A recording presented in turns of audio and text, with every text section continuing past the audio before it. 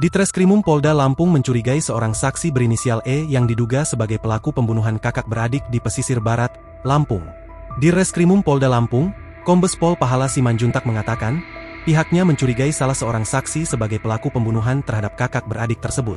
Saksi yang dicurigai merupakan warga sekitar dan juga bertetangga dengan korban.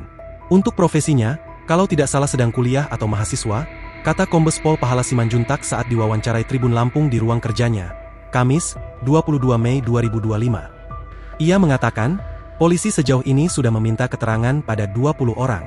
Kemudian ada satu orang yang kami curigai berinisial E yang mengarah sebagai tersangka, ujarnya. Pahala mengatakan, saksi tersebut saat ini sudah berada di rumah aman milik Pemkab Pesisir Barat. Saat ini kami kumpulkan bukti-bukti yang menguatkan, ujarnya. Kombes Pol Pahala mengatakan, untuk menetapkan tersangka maka harus ada bukti yang kuat.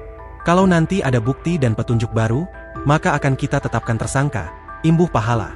Dan kasus di pesisir barat sampai dengan saat ini terus berjalan untuk proses penyelidikan dan penyidikan, tambahnya. Dia berjanji, polisi secepatnya akan membuat terang peristiwa tersebut. Menurutnya, sampai saat ini untuk hasil uji Lab 4 belum dikeluarkan secara resmi. Namun hasil koordinasi dengan Lab 4, ia menyebut, sudah memberikan informasi atau bocoran.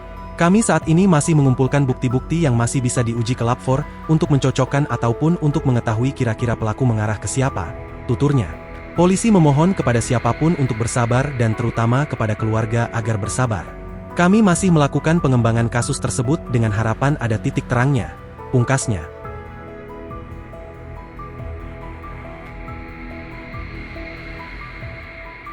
Download Tribun X sekarang.